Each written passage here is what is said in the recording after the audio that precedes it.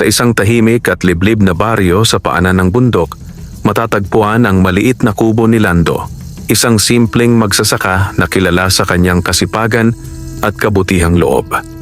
Araw-araw ay ginugugol niya ang kanyang oras sa bukid, nag-aararo ng lupa at nagtatanim ng kamote at mais upang may maipantustos sa kanyang pang-araw-araw na pangangailangan. Mahirap ang buhay ni Lando, ngunit hindi siya kailanman nagreklamo. Para sa kanya, sapat na ang may makain, may masilungan at may katahimikan sa kanyang paligid. Wala siyang asawa o anak at tanging ang kanyang matandang aso na si Bantay ang kanyang kasama sa kubo. Isang umaga, habang papunta si Lando sa kanyang bukirin, napansin niya ang kakaibang kislap sa tabi ng daan. Napatigil siya at dahan-dahang lumapit. Sa ilalim ng tuyong damo ay may isang maliit na bagay na kumikislap sa sinag ng araw. Yumuko siya at hinawi ang damo. Doon niya nakita ang isang lumang susi, ngunit hindi ito pangkaraniwan. Ang susi ay kulay ginto, may masalimot na ukit at tila may kakaibang liwanag na nagmumula rito. Pinulot ito ni Lando at matamang pinagmasdan. Ano kaya ito? Bulong niya sa sarili. Hindi niya maalala na may bahay o lumang gusali sa lugar na iyon na maaaring paggamitan ng susi. Ngunit sa kabila ng kanyang pagtataka, inilagay niya ito sa kanyang bulsa. Nagpatuloy siya sa kanyang lakad, ngunit hindi na siya mapakali. Parang may kung anong kakaibang pakiramdam ang bumabalot sa kanya mula nang hawakan niya ang susi. Hindi ito takot, kundi isang uri ng pag-usisa na tila humihila sa kanya upang tuklasin ang lihim na kaakibat nito. Sa buong maghapon, paulit-ulit na pumapasok sa kanyang isip ang gintong susi. Kahit habang nagtatrabaho sa bukid, napapatingin siya sa kanyang bulsa. Tila ba nais nitong ipaalala ang presensya nito. Pagsapit ng hapon, habang pauwi si Lando, napadaan siya sa isang matandang puno ng makupa. Matagal na niyang kilala ang punong iyon. Ito ang pinakamalaki at pinakamatandang puno sa kanilang baryo. Ayon sa mga matatanda, matagal na raw itong nakatayo roon bago pa man itatag ang kanilang pamayanan. Huminto si Lando sa ilalim ng puno upang magpahinga. Naupo siya sa isang ugat nito at pinunasan ng pawis sa kanyang noo. Habang nagpapahinga, muli niyang inilabas ang gintong susi at pinagmasdan ito. Sa sandaling iyon, napansin niya ang kakaibang pagbabago sa paligid. Ang hangin ay tila tumahimik at ang mga dahon ng puno ay hindi gumagalaw. Ang sikat ng araw ay tila naging mas maliwanag sa lugar kung saan siya nakaupo. Bigla niyang napansin na ang susi ay tila bahagyang umiinit sa kanyang kamay. Napakunot ang noo ni Lando. Hindi niya maipaliwanag ang nangyayari. Ngunit sa halip na matakot, lalo siyang naengganyo na tuklasin ang misteryo nito. Tumayo siya at sinimulang suriin ang paligid ng puno ng makupa. Dahan-dahan niyang inikot ito, hinahaplos ang magaspang na balat ng puno at pinagmamasdan ang bawat detalye nito.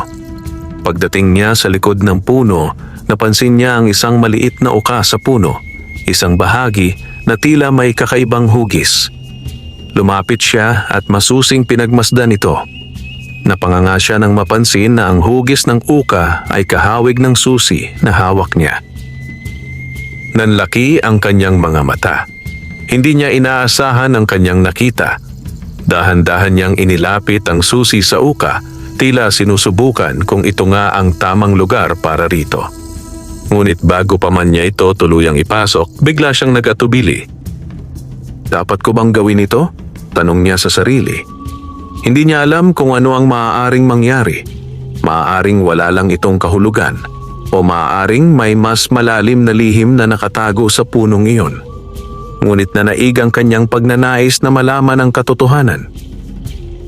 Dahan-dahan niyang ipinasok ang gintong susi sa uka. Sa sandaling iyon, isang mahinang ugong ang kanyang narinig mula sa loob ng puno. Napaatras siya at napatingin sa paligid. Ang lupa ay tila bahagyang umuuga at ang hangin ay muling gumalaw. Unti-unting nagbukas ang bahagi ng puno kung saan niya ipinasok ang susi. na para bang ito ay isang lihim na pintuan na matagal nang nakatago. Napalunok si Lando habang pinagmamasdan ang nangyayari. Hindi niya akalaing ang simpleng susi na kanyang napulot ay magdadala sa kanya sa isang bagay na ganito. Sa loob ng bahaging nagbukas, nakita niya ang madilim na lagusan na pababa sa ilalim ng lupa. Isang malamig na hangin ang lumabas mula rito at tila may kung anong misteryosong presensya ang naghihintay sa kailaliman. Napatigil si Lando. Alam niyang ang kanyang susunod na hakbang ay maaaring magbago ng kanyang buhay magpakailanman. Sa gitna ng kanyang pag-aalinlangan, muli niyang hinigpitan ang hawak sa gintong susi. At sa kanyang puso, naramdaman niya ang kakaibang tawag ng tadhana. Dahan-dahan siyang yumuko at sumilip sa lagusan. Hindi niya alam kung ano ang kanyang matatagpuan doon. Kayamanan ba, panganib o isang lihim na matagal nang nakabaon sa lupa? Ngunit isang bagay ang sigurado. Hindi na siya makakabalik sa dati niyang payak na buhay. At sa ilalim ng puno ng makupa, nagsimula ang isang misteryong magbubukas ng pinto sa hindi inaasahang kapalaran ni Lando. Matagal na napatitig si Lando sa madilim na lagusan na bumungad sa kanya sa ilalim ng puno ng makupa. Ang malamig na hangin na nagmumula rito ay tila may dalang bulong, mahina ngunit malinaw sa kanyang pakiramdam. Hindi niya mawari kung ito ba ay imahinasyon lamang o isang paanyaya mula sa kailaliman. Huminga siya ng malalim at pinatatag ang kanyang loob. Sa buong buhay niya bilang magsasaka, nasanay siyang harapin ang hirap at hindi umiwas sa hamon. Ngunit ang pagkakataong ito ay kakaiba. Hindi ito tungkol sa lupa o ani. Ito ay tungkol sa isang lihim na matagal nang nakatago. Dahan-dahan siyang pumasok sa lagusan. Sa bawat hakbang niya pababa, naririnig niya ang mahinang kaluskos ng lupa at ang tunog ng kanyang sariling paghinga. Ang liwanag mula sa labas ay unti-unting naglaho, ngunit sa kanyang pagtataka, napansin niyang may bahagyang liwanag sa loob ng lagusan. Isang mapusyaw na gintong sinag na tila nagmumula sa mga dingding nito. Hinawakan niya ang gilid ng lagusan. Ang lupa ay matigas, ngunit may mga bahagi na tila pinakinis ng panahon. Hindi ito mukhang natural na nabuo. Para itong daan ang ginawa ng kamay ng tao o marahil ng isang bagay na higit pa sa tao. Habang patuloy siyang bumababa, lalo niyang nararamdaman ang kakaibang enerhiya sa paligid. Ang gintong susi sa kanyang kamay ay muli na namang umiinit na para bang tumutugon sa lugar na kanyang kinaroroonan. Ilang sandali pa, narating niya ang dulo ng lagusan. Bumungad sa kanya ang isang maliit na silid sa ilalim ng lupa. Hindi ito kalakihan, ngunit sapat upang maglaman ng mga bagay na agad nakatawag sa kanyang pansin. Sa gitna ng silid ay may isang lumang kahon na yari sa kahoy na may mga ukit na kahawig ng nasa gintong susi. Sa paligid nito ay may mga bato na tila inayos ng maingat na para bang may layunin ng pagkakalagay ng bawat isa. Lumapit si Lando sa kahon, dahan-dahan at may pag-iingat. Hindi niya maipaliwanag kung bakit, ngunit may pakiramdam siyang hindi basta-basta ang kanyang haharapin. Napatigil siya sa harap ng kahon. Napansin niyang may maliit na butas sa harap nito, isang butas na akmang-akma sa gintong susi. Napatingin siya sa hawak niyang susi at saka sa kahon. Isa pa bang lihim? Bulong niya. Sa kabila ng kaba, hindi niya napigilan ang sarili. Dahan-dahan niyang ipinasok ang susi sa butas ng kahon. Isang mahinang tunog ang kanyang narinig, isang tunog ng pagbukas. Unti-unting umangat ang takip ng kahon. Napatras si Lando ng bahagya, ngunit hindi niya inalis ang tingin sa loob nito. Sa loob ng kahon ay wala siyang nakitang ginto o alahas na kanyang inaasahan. Sa halip, isang maliit na piraso ng papel ang naroon, kasama ang isang kakaibang bato na kumikislap sa mapusyaw na liwanag ng silid. Nagtaka si Lando. Maingat niyang kinuha ang papel at binuksan ito. Ang sulat ay luma na, ngunit mababasa pa rin ang mga titik. Narito ang unang susi, ngunit hindi ito ang tunay na kayamanan. Ang ginto ay nasa ilalim pa, ngunit ito ay para lamang sa may malinis na puso at hindi sakim sa yaman. Napakunot ang noo ni Lando habang binabasa ang mensahe. Ibig sabihin, may iba pang nakatago? Tanong niya sa sarili.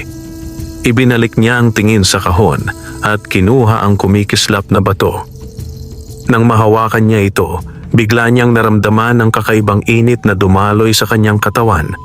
Hindi masakit, ngunit sapat upang siya ay mapamangha. Bigla niyang napansin na ang sahig ng silid ay may mga linya na tila bumubuo ng isang hugis, isang bilog na may mga simbolo sa paligid. Unti-unting lumiwanag ang mga simbolo. Napaatras si Lando. Ang bato sa kanyang kamay ay lalong kumikislap at ang buong silid ay tila nagbago ang anyo. Ang dating payak na lupa ay naging makinis at ang mga dingding ay tila nagkaroon ng mas malinaw na ukit. Sa gitna ng bilog, isang bahagi ng sahig ang dahan-dahang bumaba na para bang may isa pang lagusan na nakatago sa ilalim. Napatigil si Lando, nanlalaki ang mga mata. May mas malalim pa, mahina niyang sambit. Ngunit kasabay ng kanyang pagkagulat ay ang isang bagong pakiramdam. Isang babala. Naalala niya ang nakasulat sa papel. Hindi sakim sa yaman. Huminga siya ng malalim. Alam niyang hindi lamang lakas ng loob ang kailangan niya sa susunod na hakbang, kundi pati na rin ang kanyang puso. Tumayo siya sa gilid ng bagong bukas na lagusan at sumilip sa kailaliman. Mas madilim ito kaysa sa nauna at mas malamig ang hanging nagmumula rito. Ngunit sa kabila ng lahat, naroon pa rin ang kakaibang tawag, isang paanyaya na hindi niya maipaliwanag.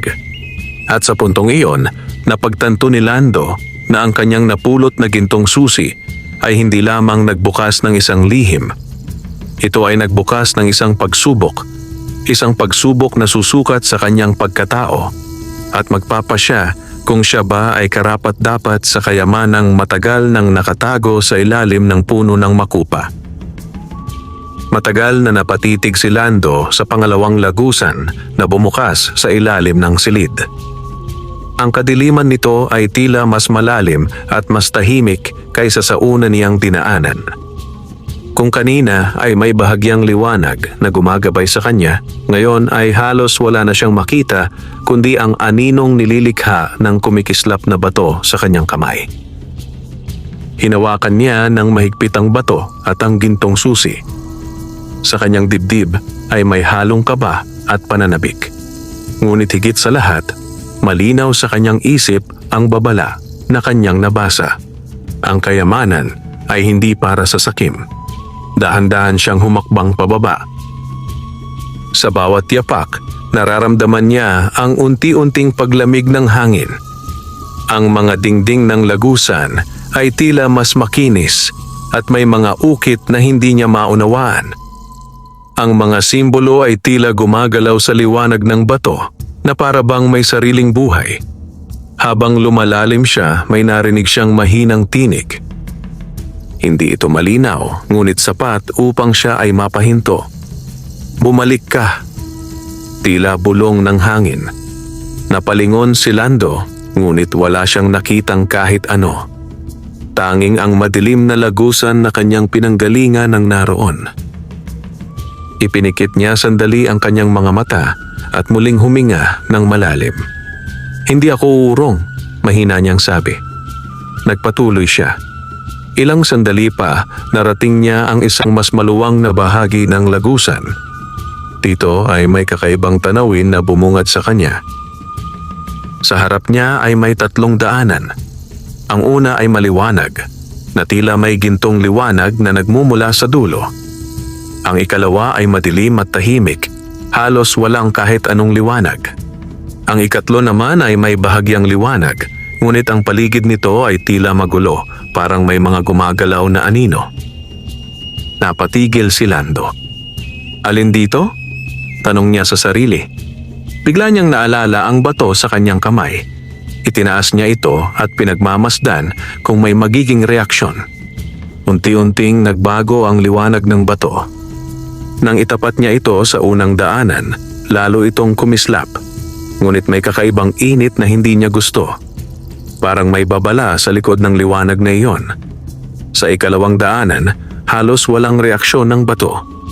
Tahimik, malamig at tila walang buhay. Ngunit nang itapat niya ito sa ikatlong daanan, ang liwanag ng bato ay naging banayad at mahinahon. Hindi ito nakakasilaw, ngunit may pakiramdam ng katahimikan. Napakunot ang noo ni Lando. Hindi lahat ng maliwanag ay mabuti. Bulong niya, na para bang may nagturo sa kanya mula sa kanyang loob. Nagdesisyon siya. Pinili niya ang ikatlong daanan. Sa kanyang pagpasok, napansin niyang ang sahig ay hindi pantay at ang mga dingding ay tila gumagalaw sa kanyang paningin. Ang mga anino ay tila sumusunod sa kanya, ngunit hindi siya pinipinsala. Habang lumalakad siya, may nakita siyang isang matandang lalaki na nakaupo sa gilid ng daanan. Payat ito, marumi ang kasuotan at tila pagod na pagod. Napahinto si Lando. "Anak!" Mahina nitong tawag. "Tulungan mo ako. Hindi ko na kayang magpatuloy." Nagalinlangan si Lando. Naalala niya ang kanyang pakay, ang lihim, ang kayamanan. Ngunit sa harap niya ay isang taong nangangailangan. Lumapit siya. "Inay, tatay, ano po ang nangyari sa inyo?" Tanong niya. "Ako'y naligaw. Ilang araw na akong walang pagkain at lakas. Kung maaari, tulungan mo akong makalabas." Sagot ng matanda. Napatingin si Lando sa paligid. Hindi niya alam kung paano makalabas at ang kanyang layunin ay nasa unahan. Ngunit hindi niya kayang iwan ng matanda. Umupo siya sa tabi nito at inalalayan itong tumayo. "Sumama po kayo sa akin. Hindi ko pa alam ang daan palabas pero hindi ko kayo iiwan." Ngumiti ng bahagya ang matanda. Habang magkasamang naglalakad, napansin ni Lando na unti-unting nagiging mas maliwanag ang daanan. Ang mga anino ay nawala at ang sahig ay naging mas maayos. Ilang sandali pa, biglang tumigil ang matanda. "Tama na," sabi nito. Napatingin si Lando. "Bakit po?" Unti-unting tumuwid ang tindig ng matanda. Ang kanyang anyo ay nagbago. Ang dating payat at maruming itsura ay napalitan ng isang maliwanag at kakaibang presensya. Nanlaki ang mga mata ni Lando. "Ano po kayo?" "Ako ang tagapagbantay ng pagsubok na ito," sagot ng nilalang. "Sinusukat ko ang puso ng mga pumapasok dito." Napatigil si Lando, hindi makapagsalita. "Marami na ang dumaan dito," pagpapatuloy ng nilalang. Pinili nila ang maliwanag na daan dahil akala nila iyon ang pinakamadali, ngunit sila ay nabigo. Ang iba naman ay pinili ang madilim, ngunit umatras dahil sa takot. Lumapit ito kay Lando. "Ngunit ikaw, pinili mo ang hindi tiyak. At higit lahat, pinili mong tumulong kaysa unahin ang sarili mong pakay." Tahimik lamang si Lando. Biglang lumiwanag ang buong paligid. Sa harap niya ay muling bumukas ang daan, isang malinis at maliwanag na lagusan na tila patungo sa mas malalim na bahagi. "Karapat-dapat kang magpatuloy," sabi ng tagapagbantay. "Ngunit tandaan mo, ang susunod na pagsubok ay hindi na lamang tungkol sa iyong kabutihan, kundi sa iyong katapatan sa sarili." Unti-unting naglaho ang nilalang. Naiwan si Lando, nakatayo sa bagong bukas na daan. Mas mahigpit niyang hinawakan ang gintong susi at ang kumikislap na bato. Sa kanyang puso, alam niyang hindi lamang kayamanan ang kanyang hinahanap. Ito ay isang paglalakbay na huhubog sa kanyang pagkatao. At habang siya ay muling humakbang pasulong, handa na siyang harapin ang mas malalim na lihim na naghihintay sa ilalim ng puno ng makupa. Tahimik na nagpatuloy si Lando sa bagong lagusan na bumukas matapos ang kanyang pagsubok. Ang daan ng kanyang tinatahak ngayon ay kakaiba sa mga nauna. Mas maayos ang sahig, at ang mga dingding ay tila pinakinis ng mahabang panahon. May banayad na liwanag na nagmumula sa paligid, sapat upang makita niya ang kanyang dinaraanan. Habang siya ay naglalakad, napansin niyang unti-unting nawawala ang lamig ng hangin. Sa halip, napalitan ito ng isang kakaibang init. Hindi nakakapasong init, kundi isang pakiramdam na tila may buhay ang lugar. Ilang hakbang pa, narating niya ang isang malawak na silid. Napatigil siya. Ang buong silid ay napapalibutan ng mga salamin. Malalaki, matataas, at nakahanay sa bawat dingding. Sa gitna ay may isang patag na bato na tila nagsisilbing tuntungan. Lumapit si Lando nang may pag-iingat. Sa unang tingin, nakita niya ang kanyang sariling refleksyon sa mga salamin. Ngunit nang tumagal, napansin niyang hindi ito pangkaraniwang refleksyon. Sa isang salamin, nakita niya ang sarili na may suot na mamahaling damit, napapalibutan ng ginto at kayamanan. Ang kanyang mukha ay seryoso, ngunit may bakas ng pagmamataas. Napakunot ang noo ni Lando. Sa isa pang salamin, nakita niya ang sarili na nakaupo sa kanyang kubo, payapa, may hawak na simpleng pagkain at may ngiti sa labi. Sa isa pa, nakita niya ang sarili na tila nagdurusa, pagod, gutom at nag-iisa. Napatras si Lando. Mga posibilidad, mahina niyang sambit. Biglang may tinig na umalingaw-ngaw sa buong silid. Ito ang salamin ng katotohanan. Napalingon siya, ngunit walang tao. Dito, makikita mo hindi lamang ang iyong sarili, kundi ang maaaring maging ikaw. Humigpit ang hawak ni Lando sa susi at bato. Pumili ka, sabi ng tinig. Alin sa mga ito ang iyong tatahakin? Napatingin si Lando sa mga salamin. Ang unang imahe, kayamanan at kapangyarihan. Ang pangalawa, payak ngunit payapang buhay. Ang pangatlo, hirap at pagdurusa. Naramdaman niya ang bigat ng tanong. Hindi lamang ito simpleng pagpili. Ito ay tila pagsubok sa kanyang tunay na hangarin. Lumapit siya sa salamin na nagpapakita ng kayamanan. Napansin niyang ang kanyang refleksyon doon ay may hawak na maraming ginto. Ngunit ang kanyang mga mata ay malamig at tila walang saya. Unti-unti siyang umatras. Lumapit naman siya sa salamin ng payak na buhay. Doon, nakita niya ang sarili na nakangiti habang kumakain sa harap ng kanyang kubo. Walang kayamanan, ngunit may kapanatagan. Napangiti siya ng bahagya. Sa huli, tumingin siya sa salamin ng pagdurusa. Nakita niya ang sarili na tila pinabayaan ng mundo. Walang kasama, walang pag-asa. Napapikit siya.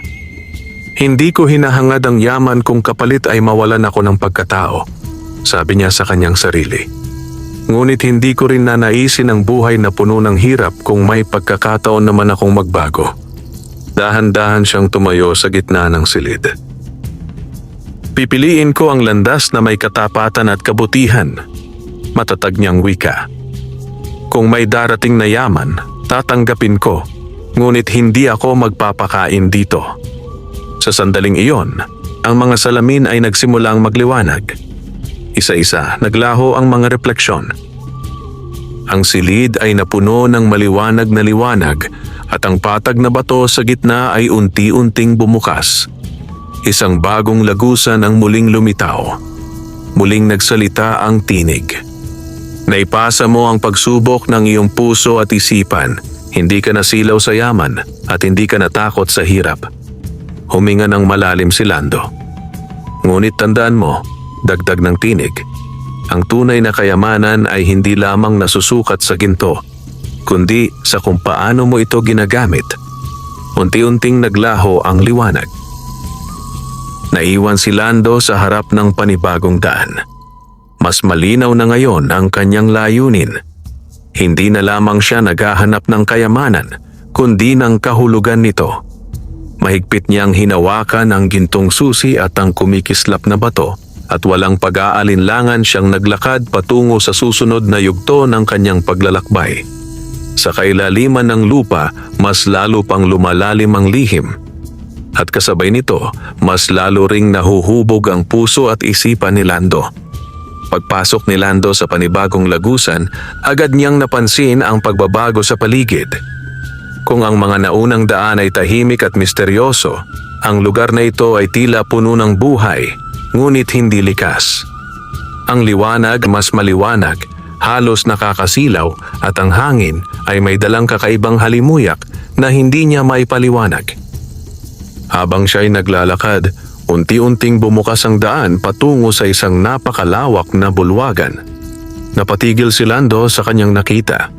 Sa harap niya ay nakalatag ang napakaraming ginto, mga barya, alahas, at mga palamuting kumikislap sa bawat sulok ng silid. Ang mga dingding ay tila gawa sa pinakinis na bato na may mga ukit ng mga sinaunang simbolo, at ang kisame ay kumikislap na parang may mga bituin. Hindi niya napigilan ang mapahinga ng malalim. Ganito karami, mahina niyang sambit. Sa buong buhay niya, hindi pa siya nakakita ng ganoong kayamanan. Kahit sa kanyang imahinasyon, hindi niya naisip na may ganitong karaming ginto na maaaring pagmamay-ari ng isang tao. Dahan-dahan siyang lumapit. Sa bawat hakbang, nararamdaman niya ang bigat ng tukso. Parang may bumubulong sa kanyang isipan, mahina ngunit paulit-ulit. Sa'yo na ito, kunin mo, wala namang makakaalam. Napahinto siya. Ipinikit niya ang kanyang mga mata at pilit pinatahimik ang kanyang sarili. Ngunit nang muli niyang imulat ang kanyang mga mata, mas malinaw na ang tukso. Sa kanyang harapan, tila may anyong unti-unting nabuo mula sa liwanag ng ginto. Isang lalaki, malinis ang kasuotan, may tindig ng isang mayaman at may ngiting mapangakit. Napaatras si Lando. "Sino ka?" tanong niya. "Ako ang tagapag-alok," sagot ng lalaki. "Ang nagbabantay sa kayamanang ito at ang sumusubok sa mga tulad mo."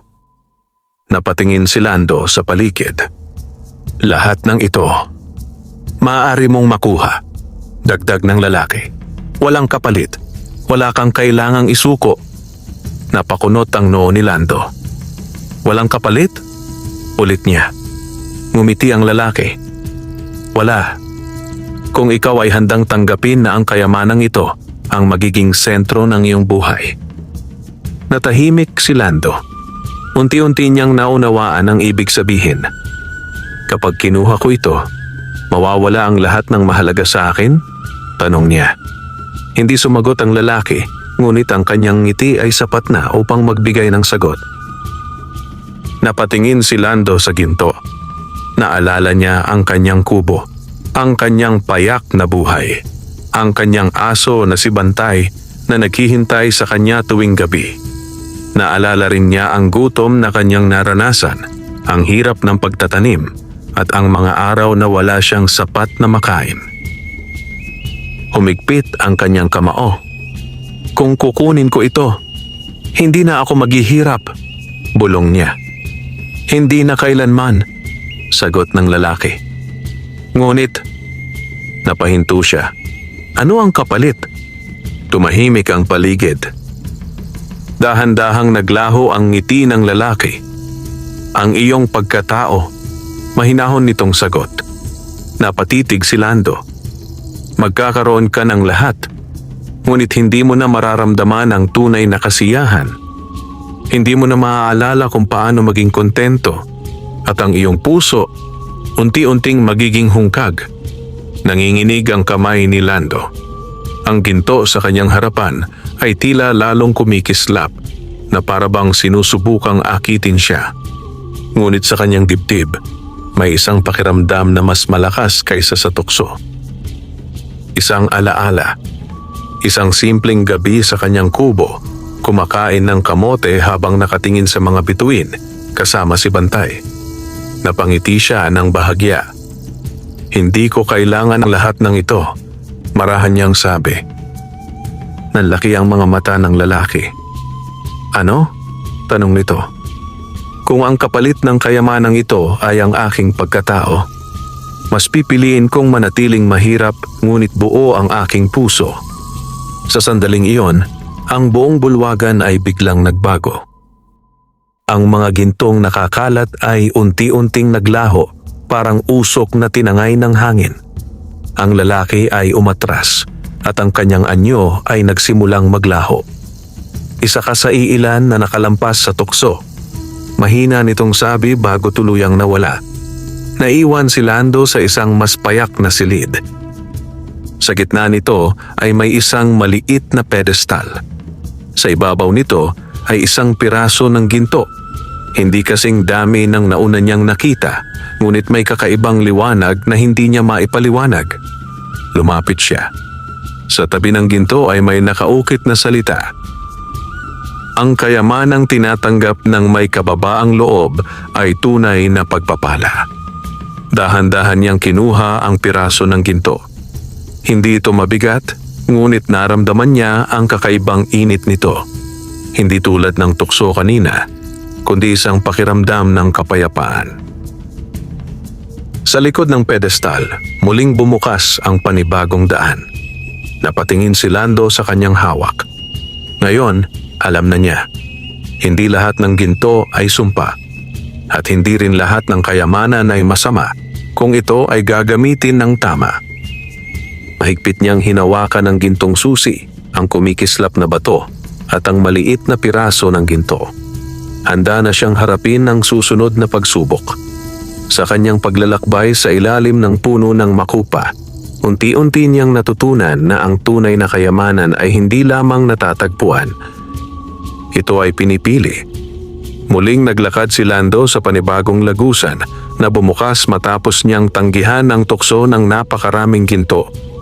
Ang daan ngayon ay mas tahimik at liwanag ay hindi na nakakasilaw. Sa halip, ito ay banayad, tila gabay, hindi pangakit.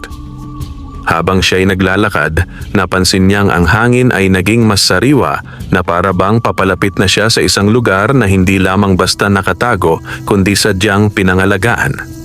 Ilang sandali pa, narating niya ang dulo ng lagusan. Bumungad sa kanya ang isang kakaibang silid. Hindi ito tulad ng mga nauna. Walang ginto sa paligid, walang ukit na kumikislap at walang aninong gumagalaw. Sa halip, ang silid ay napapalibutan ng lupa at ugat ng puno, malalaki at matitibay, tila bumabalot sa buong lugar. Sa gitna ay may isang maliit na bahagi ng lupa na tila bagong hukay. Napatigil si Lando. Dito na ba yon? Bulong niya. Ngunit bago pa siya makalapit, biglang gumalaw ang isa sa mga ugat. Napaatras siya. Unti-unting bumuo ang mga ugat ng isang anyo, isang nilalang na tila gawa sa kahoy at lupa. May anyo itong tao, ngunit ang kanyang balat ay tila bahagi ng punong makupa. Nanlaki ang mga mata ni Lando. Ano ka? Tanong niya. Ako ang bantay, sagot ng nilalang sa mahinahong tinig. Tagapangalaga ng tunay na kayamanan sa ilalim ng punong ito. Napahigpit ang hawak ni Lando sa kanyang mga dala. Kung ganoon, narito na ako sa dulo, tanong niya. Hindi agad sumagot ang nilalang. Sa halip, ito'y dahan-dahang lumapit. Marami na ang nakarating dito, sabi nito. Ngunit iilan lamang ang pinayagang magpatuloy. Naramdaman ni Lando ang bigat ng mga salita. Bakit? Tanong niya. Dahil ang kayamanang nasa ilalim ng lupang ito ay hindi lamang ginto, sagot ng bantay. Ito ay kapangyarihan. Kapangyarihang maaaring magbigay ng kabutihan o magdulot ng kapahamakan. Natahimik si Lando. Naalala niya ang lahat ng kanyang dinaanan, ang pagsubok ng puso, ang tukso ng kayamanan, at ang mga desisyong kanyang ginawa. Ano ang kailangan kong gawin? Tanong niya. Tumigil ang bantay sa kanyang harapan. Ipakita mo kung bakit ka nararapat, sagot nito. Biglang nagbago ang paligid. Sa isang iglap nawala ang silid at napalitan ng isang tanawin na pamilyar kay Lando, ang kanyang baryo. Ngunit may kakaiba. Ang mga bahay ay wasak, ang mga pananim ay tuyot, at ang mga tao ay tila nagdurusa. Nanlaki ang mga mata ni Lando. "Ano ito?" tanong niya. "Ito ang maaaring mangyari," sagot ng tinig ng bantay. "Kung ang kayamanan ay mapunta sa maling kamay o magamit sa maling paraan." Sa gitna ng baryo, nakita niya ang sarili. May hawak na ginto, napapalibutan ng yaman, ngunit ang mga tao sa paligid niya ay naghihirap.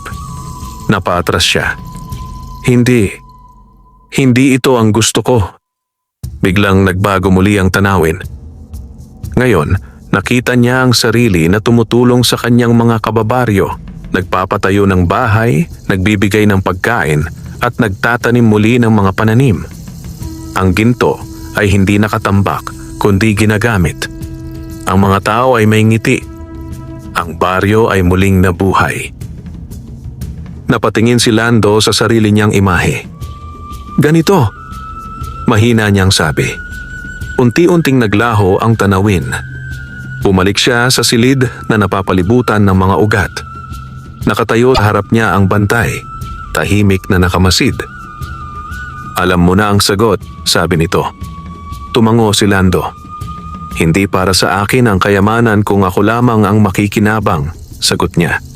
"Kung ito'y mapapasa kamay ko, gagamitin ko ito upang makatulong, hindi upang maghari." Naging tahimik ang paligid. Ilang sandali ang lumipas bago muling nagsalita ang bantay. "Ang puso mo ay hindi sakim," sabi nito. "Ngunit tandaan mo, ang tunay na pagsubok ay magsisimula kapag hawak mo na ang kayamanan." Dahan-dahang umurong ang bantay. Ang lupa sa gitna ng silid ay unti-unting nagbukas. Sa ilalim nito ay may isang lumang baul, hindi marangya, ngunit matibay at tila napakatagal nang nakabaon. Napahinga ng malalim si Lando. "Ito na," bulong niya. Lumapit siya sa bowl.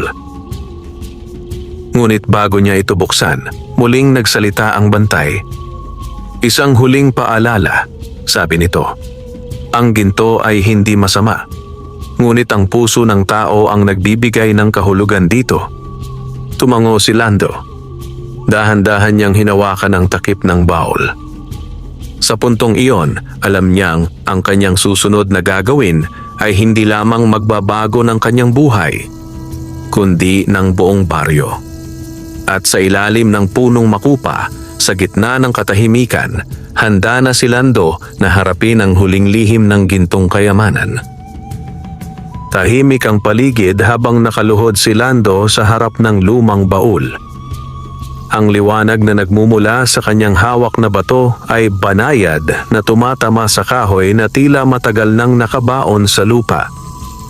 Ang hangin ay hindi na malamig, kundi may kakaibang init.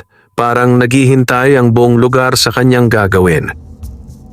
Huminga siya ng malalim. Sa kanyang isipan ay naglalaro ang lahat ng kanyang pinagdaanan.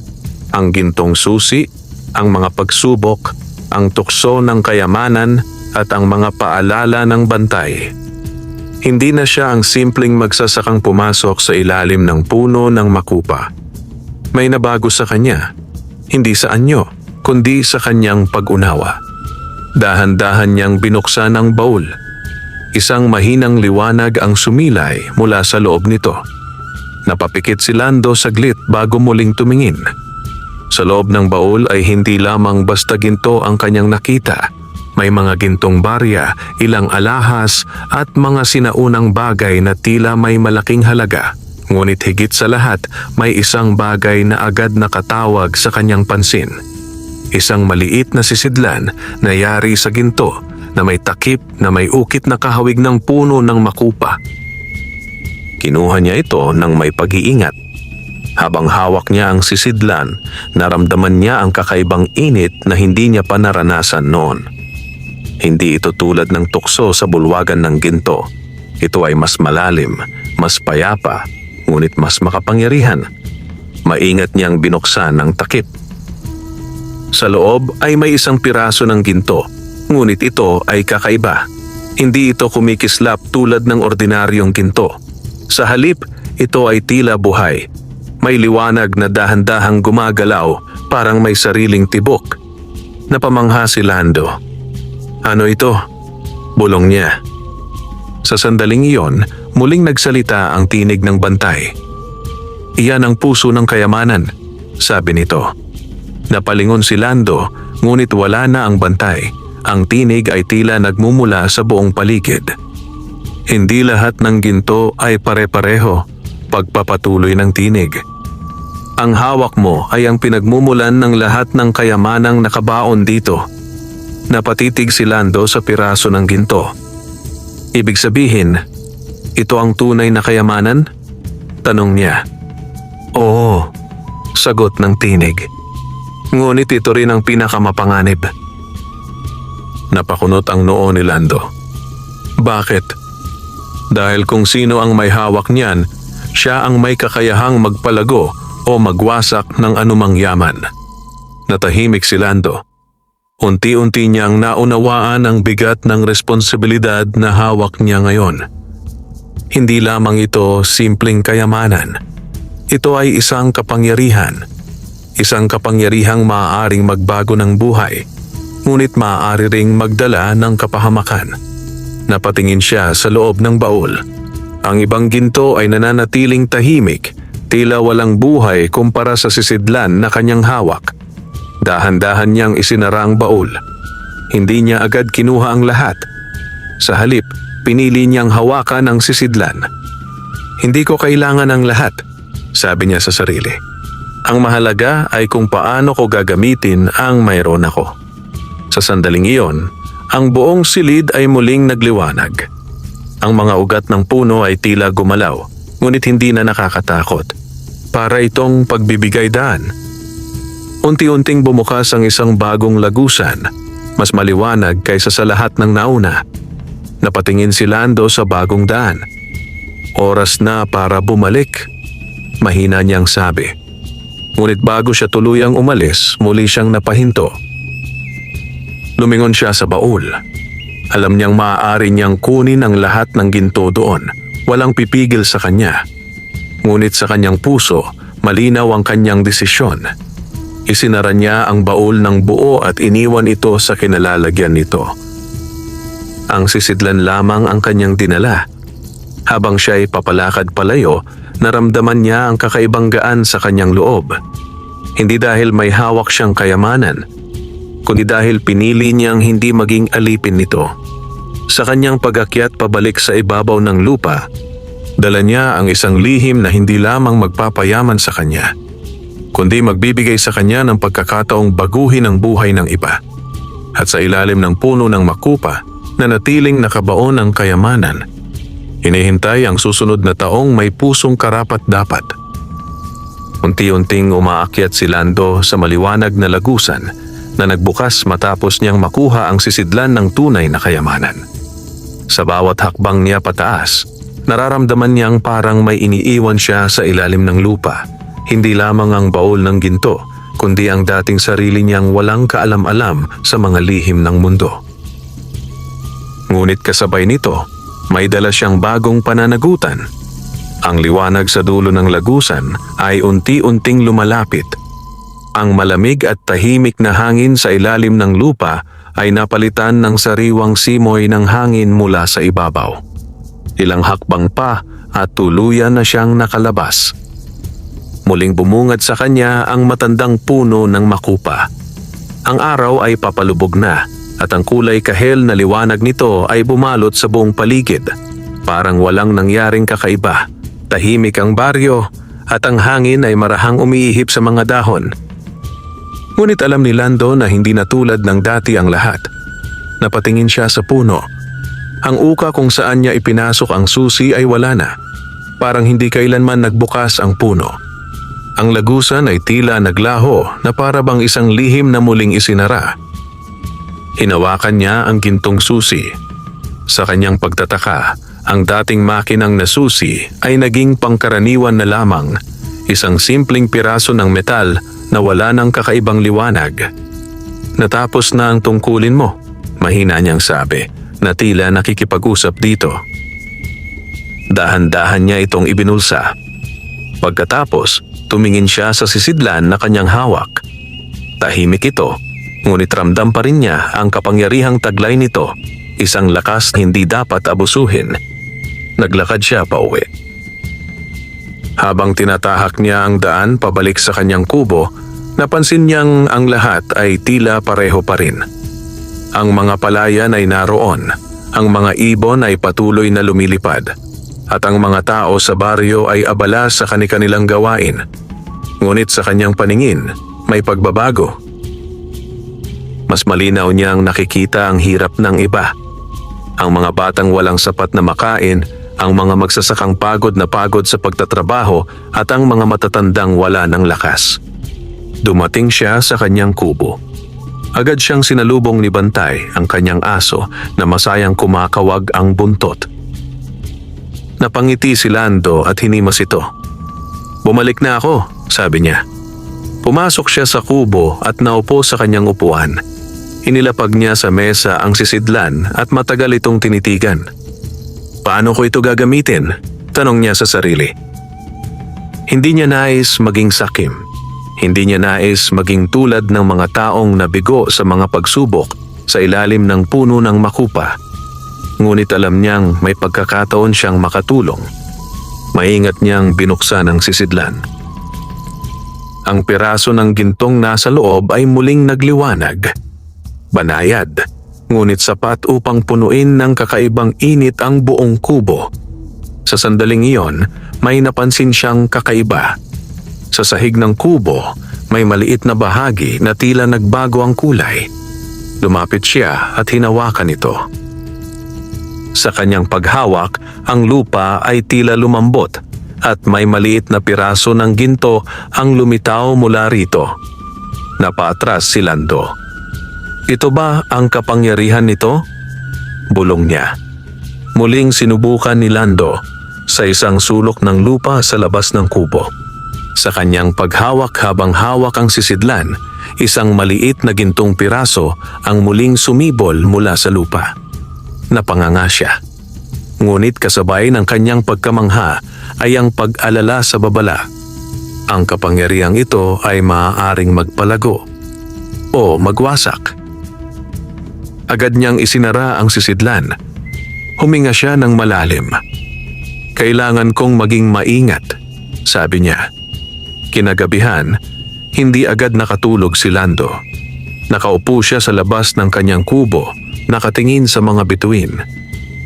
Sa kanyang isipan ay umiikot ang tanong, paano niya gagamitin ang kapangyarihang ito nang hindi nawawala ang kanyang sarili?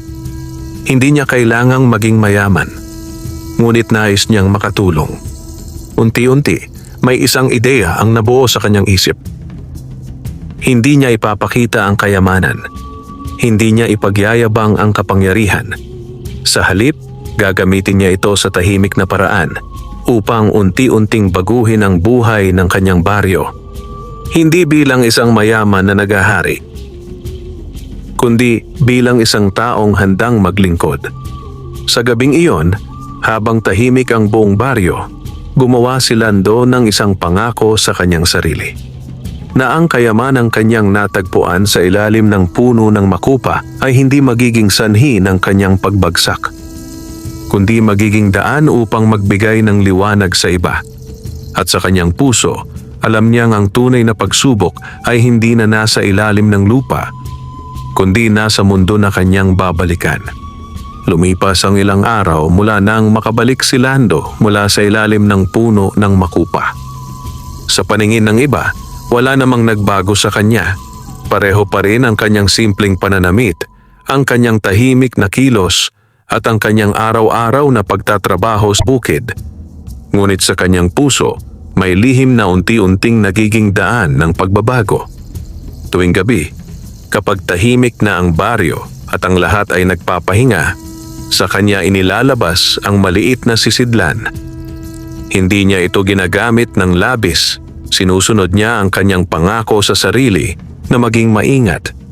Sa isang bahagi ng kanyang lupain, marahan niyang ginagamit ang kapangyarihan nito upang makalikha ng kaunting ginto. Sapat lamang upang makatulong, ngunit hindi sobra upang makatawag pansin. Hindi nagtagal, nagsimula ang pagbabago. Isang araw, napansin ng kanyang kapitbahay na si Mang Selo na may isang supot ng pagkain na nakasabit sa kanyang pintuan. May laman itong bigas, gulay at ilang pirasong barya.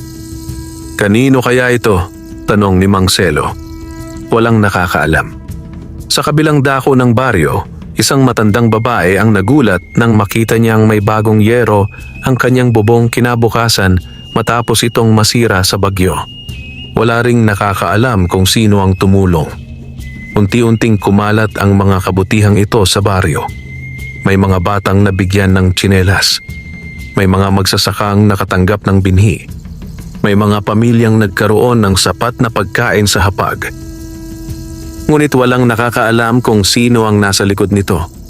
Si Lando ay nananatiling tahimik. Sa bawat tulong na kanyang ginagawa, mas lalo niyang nararamdaman ang kakaibang saya. Isang kasiyahang hindi niya naranasan kahit noong makita niya ang napakaraming ginto sa ilalim ng lupa. Ngunit hindi lahat ay natuwa. May isang tao sa baryo na nagsimulang maghinala. Si Don Emilio, ang pinakamayamang tao sa kanilang lugar. Kilala siya sa pagiging mapagmataas at sakim. Hindi siya sanay na may nangyayaring hindi niya kontrolado. "Hindi ito basta himala," sabi niya sa kanyang mga tauhan. "May taong gumagawa nito at gusto kong malaman kung sino." Simula noon, lihim niyang pinabantayan ang baryo. Isang gabi, habang si Lando ay palihim na naglalagay ng tulong sa bahay ng isang mahirap na pamilya, may nakakita sa kanya. Isang tauhan ni Don Emilio. Kinabukasan, agad itong isinumbong. "Si Lando?" Nagulat si Don Emilio. "Ang simpleng magsasaka?" Ngunit sa halip na hindi maniwala, lalo siyang naging interesado. "Kung siya nga, may tinatago siyang lihim," sabi niya. Nagutos siya. "Bantayan ninyo siya. Sundan ninyo ang bawat galaw." Hindi alam ni Lando na siya ay pinagmamasdan. Patuloy siyang tumutulong, walang kaalam-alam na may mga matang nakasunod sa kanya. Isang gabi, habang siya ay nasa likod ng kanyang kubo at hawak ang sisidlan, muli niyang ginamit ang kapangyarihan nito. Mula sa lupa ay sumibol ang maliit na piraso ng ginto. Ngunit sa pagkakataong iyon may nakakita. Isang tauhan ni Don Emilio na nagtatago sa dilim. Nanlaki ang mga mata nito. May kapangyarihan siya. Bulong nito. Agad itong umalis upang ipaalam ang kanyang nakita. Kinabukasan, pinatawag ni Don Emilio ang kanyang mga tauhan. "Sigurado kayo sa nakita ninyo?" tanong niya. "Opo, Don," sagot ng tauhan. May hawak siyang bagay at mula roon nagmumula ang ginto. Napangiti si Don Emilio, isang ngiting puno ng pagnanasa. Kung ganoon, hindi siya dapat manatiling may hawak niyan. Sa kabilang banda, si Lando ay patuloy sa kanyang simpleng gawain, walang kamalay-malay sa panganib na papalapit. Ngunit sa kanyang puso may kakaibang pakiramdam. Parang may mali. Habang siya'y nakaupo sa labas ng kanyang kubo isang gabi, napatingin siya sa madilim na bahagi ng kanyang paligid. May nagmamasid, mahina niyang sabi. Hinawakan niya ang sisidlan. Ngayon, mas malinaw na sa kanya. Ang tunay na pagsubok ay hindi lamang ang paggamit ng kayamanan, kundi ang pagprotekta nito laban sa mga taong may masamang hangarin. At sa nalalapit na pagdating ng panganib, handa na ba si Lando na ipaglaban ang kanyang natuklasan? O kakailanganin niyang isuko ito upang mapanatili ang kapayapaan? Sa katahimikan ng gabi, nagsimula ang isang bagong yugto ng kanyang pagsubok. Isang pagsubok na hindi na lamang tungkol sa kanyang puso, kundi sa kanyang tapang. Tahimik ang baryo ng gabing iyon, ngunit sa puso ni Lando ay may mabigat na pakiramdam. Hindi siya mapakali. Ang hangin ay tila may dalang babala at ang katahimikan ay hindi na tulad ng dati. Mahigpit niyang hawak ang sisidlan habang nakaupo sa labas ng kanyang kubo. Hindi nagtagal, naramdaman niya ang presensya ng iba. Mula sa dilim, unti-unting lumitaw ang mga tauhan ni Don Emilio. Hawak ang mga ilaw at mga patalim, pinalibutan nila ang kubo ni Lando. Tumayo si Lando. Ano ang kailangan ninyo? Mahinahon niyang tanong. Mula sa likuran ng mga tauhan, lumapit si Don Emilio. Maayos ang bihis, ngunit ang kanyang mga mata ay puno ng pagnanasa. Alam ko na ang lihim mo, Lando, sabi niya. Huwag mo nang itago pa. Natahimik si Lando. Kung ang tinutukoy ninyo ay ang pagtulong ko sa baryo, wala akong masamang ginagawa, sagot niya. Ngumiti si Don Emilio. Huwag mo akong gawing mangmang, sabi nito. May hawak kang kapangyarihan, nakita ka ng mga tauhan ko. Napatingin si Lando sa sisidlan sa kanyang kamay. Hindi ito para sa kasakiman, sabi niya. Hindi mo kailangang magpaliwanag, sagot ni Don Emilio. Ibigay mo na lamang sa akin at walang masasaktan. Humigpit ang hawak ni Lando. Hindi ko ito maibibigay, matatag niyang sagot. Sa sandaling iyon, nagbago ang anyo ni Don Emilio. Kung ganoon, kukunin ko ito. Malamig nitong sabi. Ikinaway niya ang kanyang kamay at agad na lumapit ang kanyang mga tauhan. Ngunit bago pa man sila makalapit, isang kakaibang liwanag ang nagmula sa sisidlan. Napaatras ang mga tauhan. Ang lupa sa paligid ng kubo ay tila gumalaw. Unti-unting sumibol ang maliliit na ugat mula sa lupa, katulad ng sa ilalim ng puno ng makupa. Nanlaki ang mga mata ni Lando. Ano ito? Bulong niya. Muling umalingaw-ngaw ang tinig na kanyang narinig sa kailaliman. Ang kayamanan ay may sariling buhay at pinipili nito ang nararapat. Ang mga ugat ay mabilis na kumalat sa paligid, humarang sa mga tauhan ni Don Emilio. Hindi ito maaari, sigaw ni Don Emilio. Sinubukan niyang lapitan si Lando, ngunit ang lupa sa kanyang paanan ay tila naging matigas at hindi siya makagalaw. Samantala, si Lando ay nanatiling nakatayo. Hawak ang sisidlan na ngayon ay maliwanag na maliwanag. Hindi ko ito gagamitin para manakit, sabi niya. Ngunit hindi ko rin hahayaang gamitin ito sa masama.